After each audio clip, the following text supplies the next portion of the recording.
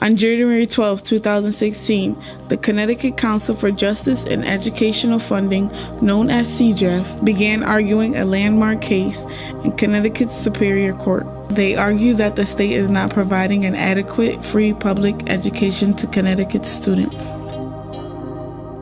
Today, what do we find as we open this trial?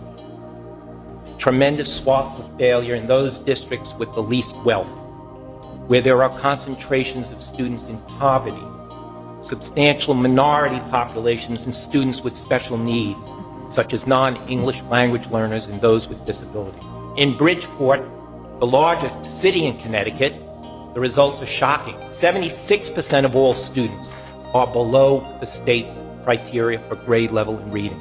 In math, 9 out of 10 students are below grade level. A divided Connecticut Supreme Court in March 2010 ruled that the Connecticut Constitution guarantees students not just a public education, but one that can prepare them for employment and a higher education. 4 years later, the case CJEF v. Rel argued that poor test scores in cities like Bridgeport proves that Connecticut is not living up to the guarantee, arguing that the state needs to spend far more on education.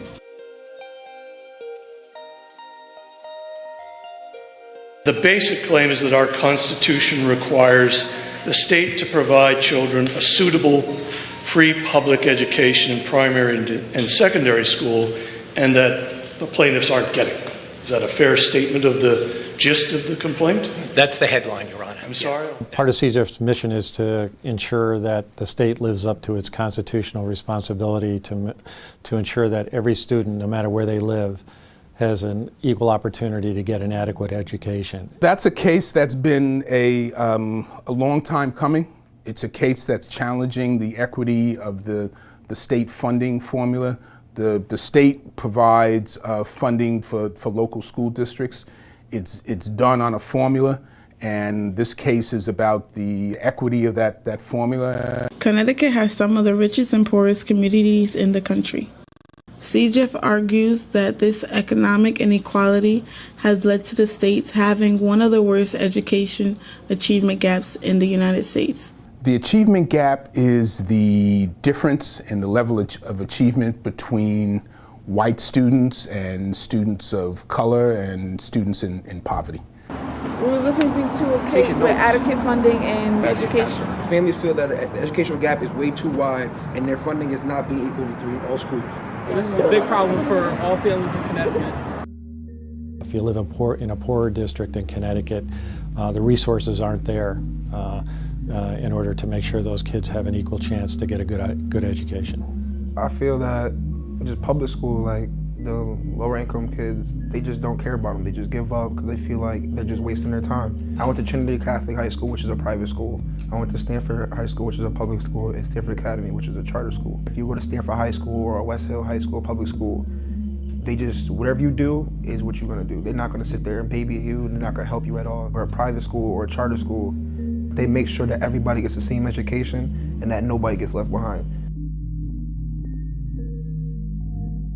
To better understand the state's point of view, we interviewed Diana Wenzel, the State Commissioner of Education. While Diana could not comment on the CJEF trial, she did tell us the work being done in Connecticut on reducing the achievement gap.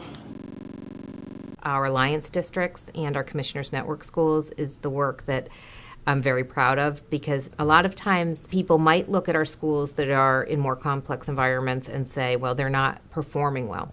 But when we look a little closer, almost every environment has something they're doing well and something they need to do better at. And by putting our schools together in networks and helping them really take on new strategies and do things better and then teach that to other schools within the network, we're really seeing better performance, but also a lot more confidence on the part of our schools that are in the more complex environments. So we're really very, very proud of that work.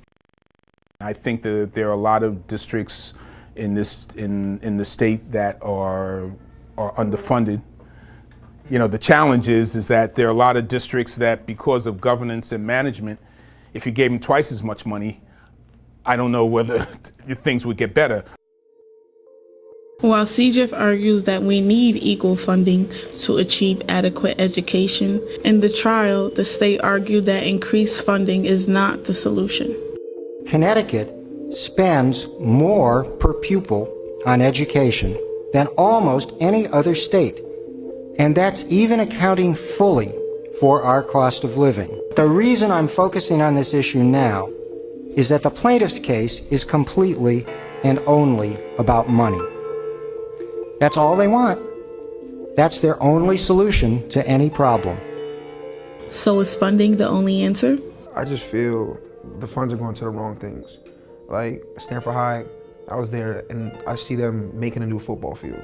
Why is that necessary? Like you could get more computers, you can get computers in the classroom, more books. There are a lot of things in schools that that could be improved without spending an extra dollar. There are schools that do a better job of building a culture where the adults in the building have a sense of responsibility of connecting with kids.